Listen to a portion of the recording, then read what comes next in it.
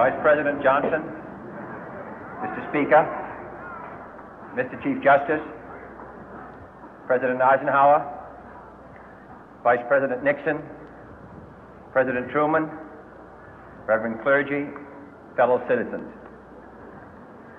We observe today not a victory of party, but a celebration of freedom, symbolizing an end as well as a beginning, signifying renewal as well as change.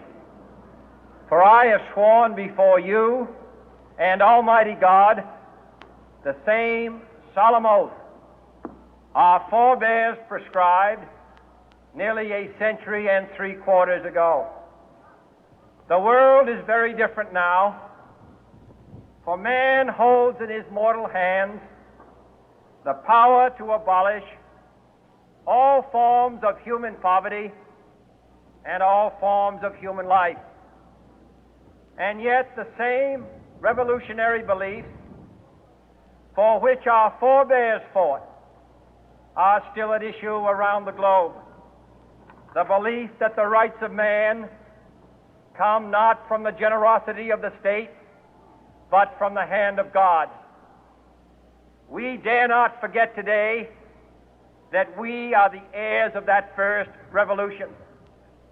let the word go forth from this time and place to friend and foe alike that the torch has been passed to a new generation of Americans born in this century, tempered by war, disciplined by a hard and bitter peace, proud of our ancient heritage, and unwilling to witness or permit the slow undoing of those human rights to which this nation has always been committed and to which we are committed today at home and around the world.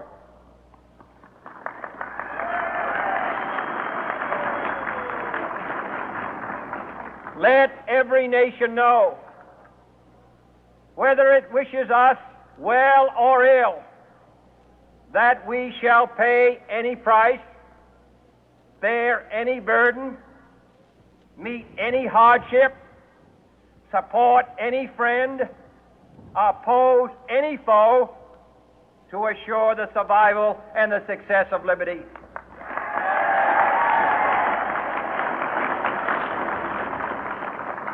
This much we pledge and more. To those old allies whose cultural and spiritual origins we share, we pledge the loyalty of faithful friends. United, there is little we cannot do in a host of cooperative ventures.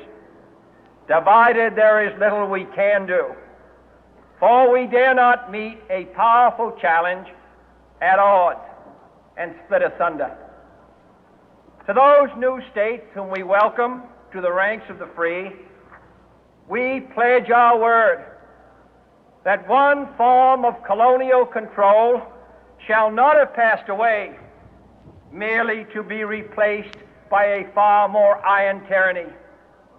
We shall not always expect to find them supporting our view, but we shall always hope to find them strongly supporting their own freedom, and to remember that in the past, those who foolishly sought power by riding the back of the tiger ended up inside.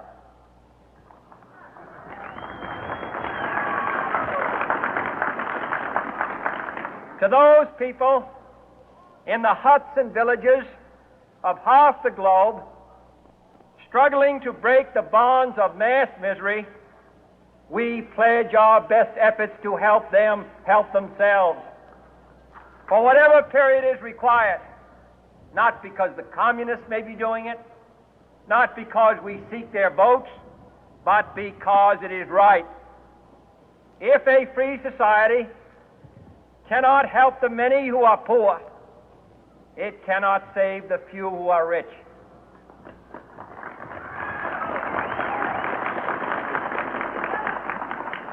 To our sister republics south of our border, we offer a special pledge to convert our good words into good deeds, in a new alliance for progress, to assist free men and free governments in casting off the chains of poverty. But this peaceful revolution of hope cannot become the prey of hostile powers. Let all our neighbors know that we shall join with them to oppose aggression or subversion anywhere in the Americas. And let every other power know that this hemisphere intends to remain the master of its own house.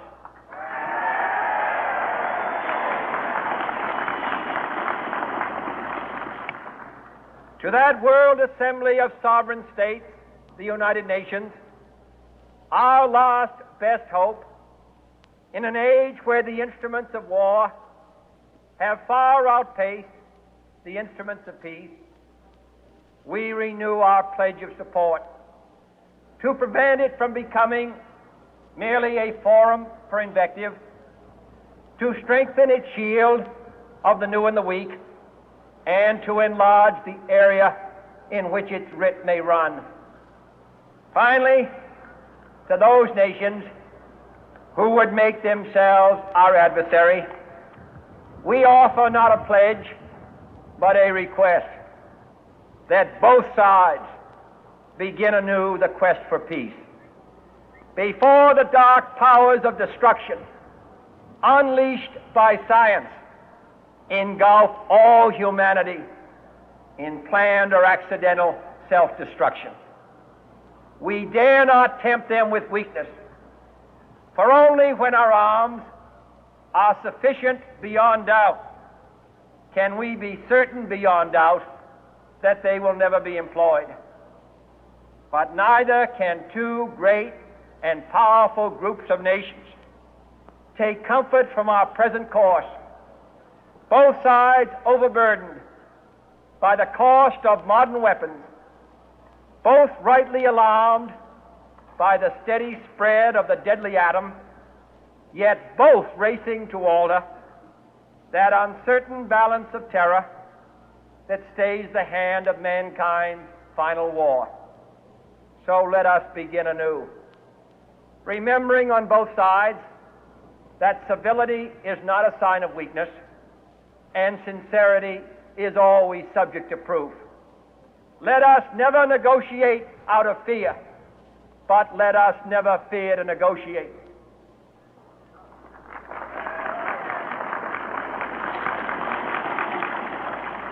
Let both sides explore what problems unite us, instead of belaboring those problems which divide us. Let both sides, for the first time, formulate serious and precise proposals for the inspection and control of arms, and bring the absolute power to destroy other nations under the absolute control of all nations.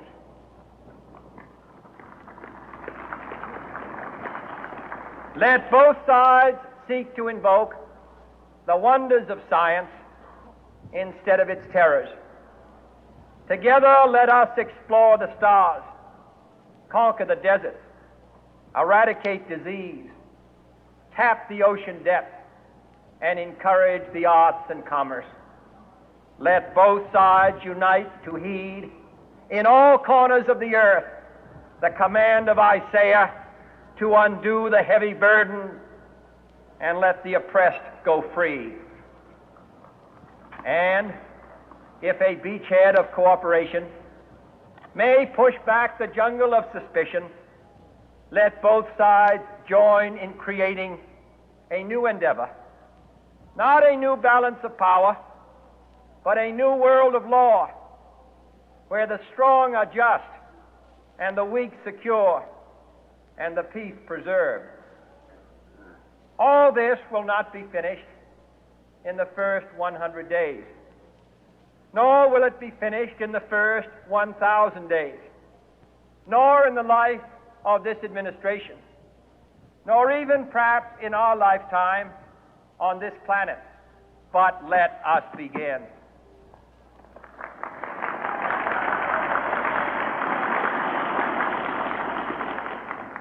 In your hands, my fellow citizens, more than mine, will rest the final success or failure of our course. Since this country was founded, each generation of Americans has been summoned to give testimony to its national loyalty. The graves of young Americans who answered the call to service surround the globe.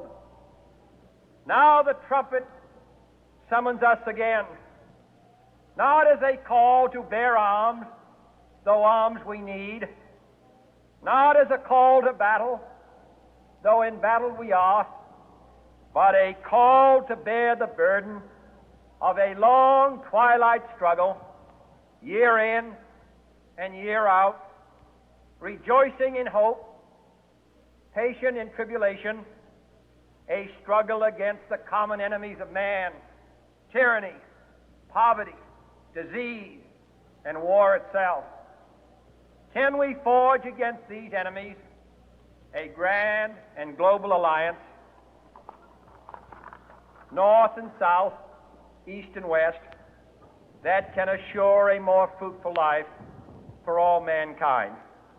Will you join in that historic effort?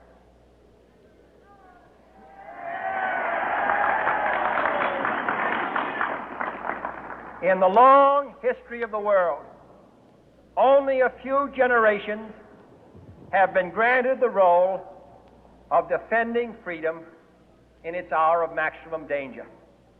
I do not shrink from this responsibility. I welcome it.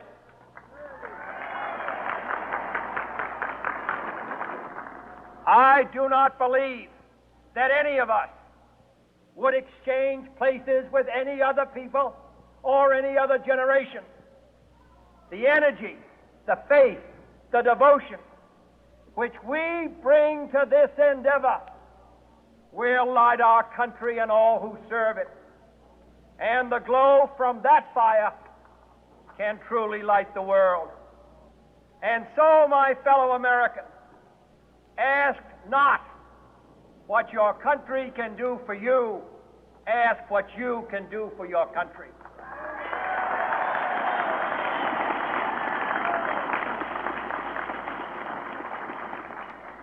My fellow citizens of the world, ask not what America will do for you, but what together we can do for the freedom of man.